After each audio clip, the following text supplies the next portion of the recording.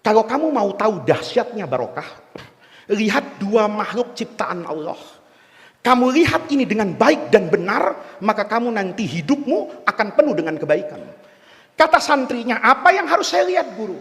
Kata gurunya, lihat dua makhluk ciptaan Allah. Satunya kambing, satunya anjing.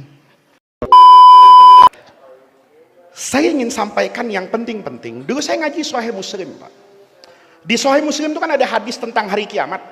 Kata Rasulullah, la taqumus saatu, tidak akan datang hari kiamat sampai kamu bertemu dengan satu waktu yang panjangnya setahun itu kasyahri, wasahru kal jum'ah. Singkat cerita, setahun kayak sebulan, sebulan kayak seminggu, seminggu kayak 1 jam, 1 jam itu tidak ada artinya. Dulu saya bingung, Pak. Apa iya akan ada zaman kayak begitu tuh, apa iya? Ternyata hari ini kita ngerasakan, tahu-tahu presiden ganti. Loh, Pak Jokowi itu ternyata udah 10 tahun. Rasanya baru kemarin Ramadan, tiba-tiba Ramadan lagi. Baru kemarin ketemu dengan si A, rasanya sudah cukup lama, tapi perasaannya kayak baru kemarin. Saya tanya sama guru saya, kata saya, guru, kalau ini pakai pendekatan logika, hadis ini bertentangan dengan ilmu pengetahuan loh. Kenapa? Waktu itu kan bergantung dengan putaran bumi, Pak. Logikanya, apa-apa semakin lama dan semakin tua, itu akan semakin lambat, bukan semakin cepat. Kalau hari semakin cepat, kan berarti perputaran dunia ini harusnya lebih cepat. Tapi sekarang harusnya lebih lambat, karena bumi semakin tua. Kalau semakin tua, semakin lambat. Bener nggak, Bu? Bu, apa-apa semakin tua itu semakin lambat, bukan semakin cepat. Kalau tidak percaya suaminya, Bu, suami ibu semakin tua itu semakin cepat apa semakin lambat? Hah? Semakin lambat. Ngaji, kenapa ketawa bapak ini? Kan betul, dulu suaminya masih umur 25 dipanggil mas, langsung loncat depan istrinya. Sekarang mas, setengah jam baru datang. Kenapa? Asam urat sama rematik, kan begitu. Harusnya semakin tua semakin lambat. Tapi kok Rasulullah bilang semakin tua nanti semakin cepat. Saya bilang sama guru saya, enggak masuk akal ini. Karena waktu itu enggak beda. Hari ini, kemarin, zaman Pak Harto, zaman siapapun, sehari itu yang 24 jam. Mengapa kok bisa cepat? Kata guru saya, maksud Rasulullah, yang cepat itu bukan fisiknya, tapi waktu itu kehilangan barokah. Betul kan, Pak? Sekarang ini hidup kita ini kehilangan barokah. Ilmu tuh hebat, tapi tidak ada berkahnya. Buktinya di Jakarta itu ada orang ahli hukum kena hukuman. Itu tidak masuk akal itu. Ada hakim agung di Mahkamah Agung, ada ketua Mahkamah Konstitusi, itu benteng hukum Indonesia, puncaknya para hakim, ditangkap, diamankan. Orang yang biasa menghakimi dan menghukumi malah kena hukuman. Bener nggak? Nih enaknya kiai yang nggak pernah jadi tim sukses tuh pidatonya begini, Pak. Jadi enak ini ya, kiai yang nggak ada warnanya itu enak, kecuali warna NO itu ya enak. Saya alhamdulillah nggak punya dokumentasi foto, Pak. Tidak dengan Jokowi, tidak dengan Prabowo, tidak dengan Anies, tidak dengan Ganjar. Alhamdulillah, rekor itu saya pegang. Saya dengan Gubernur DKI tanya Mas Pram, ya hanya sekali saya hadir. Lainnya saya bilang, Pak Gubernur, saya dukung lahir dan batin. Tapi kalau saya harus mengkampanyekan orang, mohon maaf lahir dan batin 1000 tahun sebelum Lebaran. Itu makanya pidatonya enak ya. Kalau tim sukses itu biasanya pidatonya itu agak-agak tertahan, Pak, di tenggorokan gitu ya. Ya ini bapak-bapak, betul. Yang hilang itu ya barokah. Barokah ilmu, kiai sekarang hilang barokahnya. Kalau di sini mungkin masih bagus, Pak. Kalau di Jakarta, walaupun majelis zikir itu ada EO-nya. Ngundang kiai mau zikir. Kalau kita zikir itu tarekat, ya, mursyidnya jelas. Kalau di kota besar itu banyak mursyid-mursyid baru, Pak. Kalau diundang tuh nanya, Zikirnya nanti berapa lama? Kalau bisa sejam Kiai. Pakai nangis enggak? Pakai Kiai kalau bisa. Oh, kalau pakai nangis 50 juta. Lihat ya. Kalau enggak nangis Kiai ya diskonlah separuh 25 juta. Coba lihat. Apa ada sekarang zikir yang kemudian mendatangkan keberkahan kalau basisnya transaksi ekonomi? Nah, alhamdulillah. Saya karena nggak dapat aja Pak, makanya berani ngomong begini. Kalau saya dapat, saya nggak ceramah kayak begini Pak. Nah, ini Bapak Ibu sekalian, penting sekali bahwa yang hilang hari ini itu adalah keberkahan. Maka berkah ini saya mudah-mudahan 15 menit bisa selesai. Berkah itu yang paling penting dalam hidup. Dan berkah itu tidak melihat aspek lahiriah siapapun. Orang itu aspek lahiriahnya tidak ada, tapi benar jalan hidupnya, dia hebat. Dia salah jalan hidupnya, punya apa-apa, itu kalah. Ini kalau pakai ihya sampai jam 2 kayak Hamim. Tapi kalau pakai cerita 5 menit selesai. Dulu ada santri datang ke guru sufinya, Imam Ibrahim bin Adham di Irak. Kata muridnya, guru tolong doakan saya. Biasa kan, santri datang ke kiai minta doa. Maka kata kiainya, kamu mau doa apa? Kata santrinya, doa generik guru, doa biasa. Apa doa biasa? Kalau sakit minta sehat, kalau miskin minta kaya, kalau bodoh minta pintar, kalau janda, janda yang tidak punya pasangan, itu doanya cuma satu Pak. Allahumma payu, Allahumma rabbi, Allahumma payu, Allahumma rabbi. Betul. Pak Wali, Pak Bupati, Pak Prabowo, kemarin itu wiritannya yakin cuma satu. Allahumma menang, Allahumma jadi, Allahumma menang, Allahumma. Biasa itu. Kiai juga begitu doanya. Kata santrinya ya doa standar guru. Kalau saya miskin tolong doakan saya kaya. Kalau saya bodoh doakan alim. Kalau saya sakit doakan sehat. Kata Ibrahim bin Adham, salah nak. Doa itu bukan minta kaya. Doa itu bukan minta hebat. Doa itu minta barokah. Kata santrinya, saya tidak percaya barokah guru. Karena nanti siang saya makan nasi.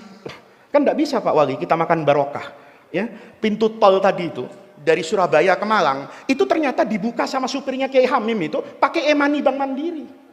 Saya pikir tadi pakai sholawat Fatih. Ya, mungkin Allahumma sholli ala Sayyidina Muhammadin al-Fatih. Terus gerbang tol kebuka gitu. Enggak. Yang bisa buka gerbang tol itu ya e-money-nya Bank Mandiri. Kata muridnya kayak gini, guru, saya tidak butuh berkah. Saya butuh kaya. Saya butuh pangkat. Saya butuh jabatan, saya butuh ilmu. Kata gurunya, jangan nak. Hidup itu yang paling penting barakah. Kata muridnya, apa buktinya guru? Nih, enggak pakai ngajinya, enggak pakai kitab ini. Kata Ibrahim bin Adham, nak, kalau kamu mau tahu dahsyatnya barokah, lihat dua makhluk ciptaan Allah. Kamu lihat ini dengan baik dan benar, maka kamu nanti hidupmu akan penuh dengan kebaikan. Kata santrinya, apa yang harus saya lihat guru? Kata gurunya, lihat dua makhluk ciptaan Allah. Satunya kambing, satunya anjing. Ini enak, karena di Ganjar ada. Anjing banyak, kambing juga banyak. Kata muridnya, apa yang harus saya lihat guru? Kata gurunya, coba kamu perhatikan yang pertama. Kalau anjing perempuan dengan kambing perempuan hamil, punya anak, waktu melahirkan, banyakkan anaknya anjing apa anaknya kambing? Anaknya anjing apa anaknya kambing? Anaknya anjing.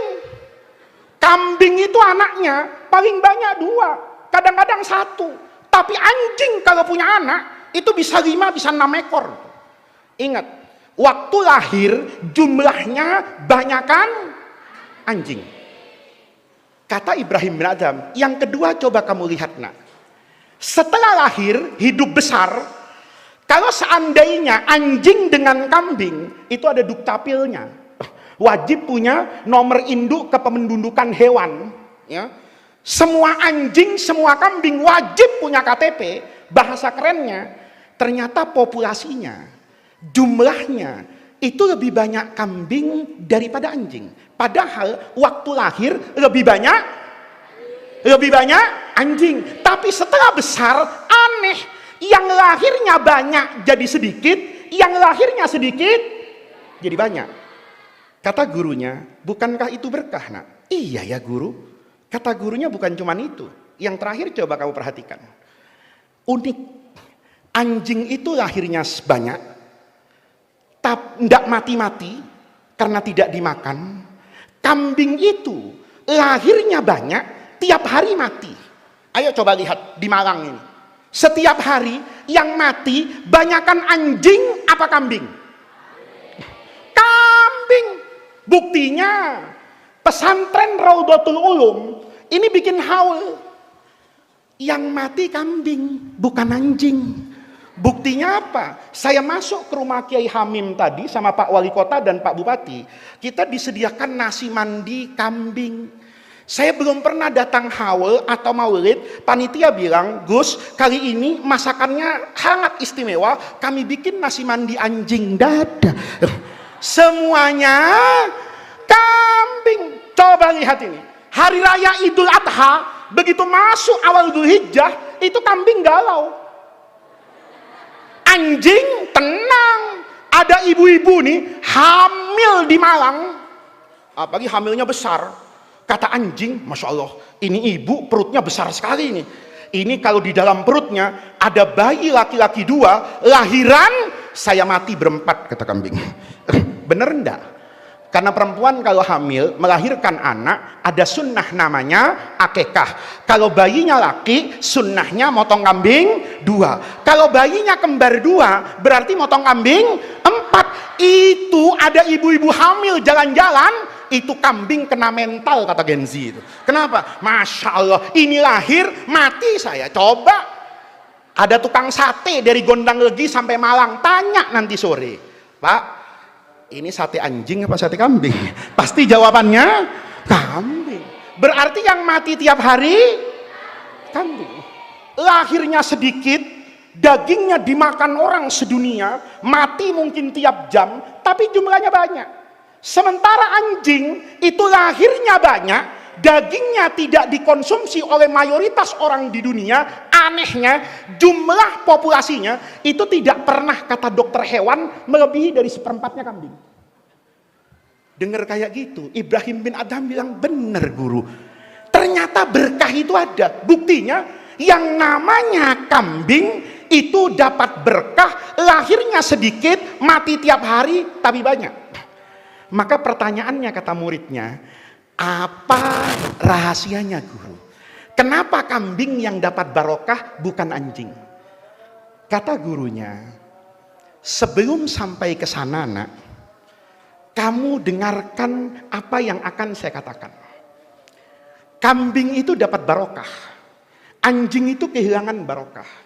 Padahal kalau dilihat dari aspek lahiriah kemanusiaan, itu yang namanya kambing mesti kalah sama anjing. Kata muridnya, apa maksud guru? Begini nak, kata gurunya, coba kamu pikirkan, manusia itu dalam hidup dihormati itu karena apanya? Manusia itu kita hormati orang itu karena apanya? Kata Ibrahim bin Adham, yang pertama biasanya karena nasabnya. Ya, ini kan lagi ribut nasab ini Pak, ya kan? Nasab itu kan bukan cuma habaib, kiai juga nasab. Ya. Orang itu dihormati biasanya karena nasabnya. Yang kedua karena ilmunya. Ilmunya hebat, dia dihormati. Yang ketiga biasanya karena tampangnya. Kalau cantik dihormati, kalau tampan dihormati. Kata Ibrahim bin Adham, tidak usah lebar kemana-mana. 3 ini saja kita adu. Mana yang lebih hebat antara anjing sama kambing? Yang pertama nasab. Ya, di Gondang Legi ini kan belum pernah kan belajar nasab kambing sama nasab anjing, ya. Ributnya kan nasab Ba'alawi aja kan, ya kan? Ya. Nggak pernah kan belajar nasab anjing sama nasab kambing? Ibrahim bin Adham nanya. Orang itu dihormati karena nasabnya. Buktinya apa? Saya dengan Kiai Hamim. Saya dulu Pak ikut Kiai Syukron kayak tadi diceritakan itu di Lerboyo. Saya dulu di depan, padahal di kanan kiri itu kiai semua. Banser itu mendekat, mau ngusir saya. Ini anak kecil kok di sini. Ansornya jawab, Gus. Kalau sudah Gus di Jawa Timur, itu Masya Allah, sudah kayak tanpa aturan. Apalagi Lora di Madura, itu Masya Allah, mau nikah kapan saja, itu bisa. Alhamdulillah saya Lora Jakarta, jadi istri saya itu tetap satu Pak, saya ahli tauhid ini. Lihat, bapak-bapak, nasab itu penting. Kadang-kadang orang tuh dihormati karena nasabnya. Maka pertanyaan Ibrahim bin Adham, coba kamu perhatikan, mulia mana? Nasabnya anjing, apa nasabnya kambing? Kata muridnya, saya tidak tahu guru. Kata Ibrahim bin Adham, kalau diukur nasab, maka kakeknya anjing itu lebih mulia daripada kakeknya kambing. Kata muridnya, kok bisa begitu guru? Iya, karena anjing itu ada yang hidup di dunia tapi masuk surga Pak. Sementara kambing ada yang di surga Allah keturunkan ke dunia. Mana yang lebih mulia? Yang turun dari surga atau yang masuk ke dalam surga? Kata muridnya, ya tentu yang masuk ke dalam surga. Kata Ibrahim bin Adham, kakeknya anjing itu masuk surga, tapi kakeknya kambing itu keluar dari surga. Kata muridnya, yang mana guru? Lah itu Ashabul Kahfi itu. Ashabul Kahfi itu kalau baca di tafsir-tafsir klasik, itu kan fityatun amanu birabbihim. Ada 7 orang pemuda beriman kepada Allah di saat agama paganisme Romawi menguasai Eropa pada masa itu. Maka 7 orang ini sepakat memegang agama tauhidnya, warisan Nabi Isa alaihissalam. Maka karena seperti itu mereka tidak bebas ibadah. Kalau mau ibadah mereka ngumpet di dalam gua. Salah satunya pemimpinnya yang bernama Maximilian. Maximilian ini kalau sholat itu di dalam gua. Tiba-tiba ada seekor anjing. Itu bahasa kitab pesantren namanya kitmir. Bahasa kerennya namanya Genesio. Genesio ini anjing. Ngelihat orang sholat, hatinya anjing tuh ngomong, loh, kalau sholat yang begini ini yang benar, ini ibadah yang bagus. Karena anjing terpesona dengan sholatnya Maximilian Ashabul Kahfi, maka anjingnya duduk di depan gua jaga orang sholat. Nanti Ashabul Kahfinya tidur 300 tahun, anjingnya tidur 300 tahun, Ashabul Kahfinya bangun 300 tahun, anjingnya bangun, Ashabul Kahfi masuk surga, anjingnya masuk surga. Itu hebatnya anjing tuh. Jaga orang sholat masuk surga. Jadi kalau di Ganjar ini ada banser masuk neraka, itu kebangetan Pak ya. Anjing itu tidak pernah sholat subuh, tidak ngaji matan takrib, cuma ada orang sholat dijaga. Nanti orang sholatnya ke surga, anjingnya ini jangan sampai banser jaga katib suriahnya ke surga, bansernya dihisap dangdutan sama Allah subhanahu wa ta'ala. Repot ini. Anjing ndak sholat, ndak wudhu, barokah jaga orang, masuk itu banser. Bagi Pak polisi kan jaga NKRI, Pak tentara jaga NKRI, itu kalau benar surganya tinggi Pak. Tapi kalau tidak benar ya dihisap oleh atasan masing-masing sebelum dihisap oleh Allah subhanahu wa ta'ala.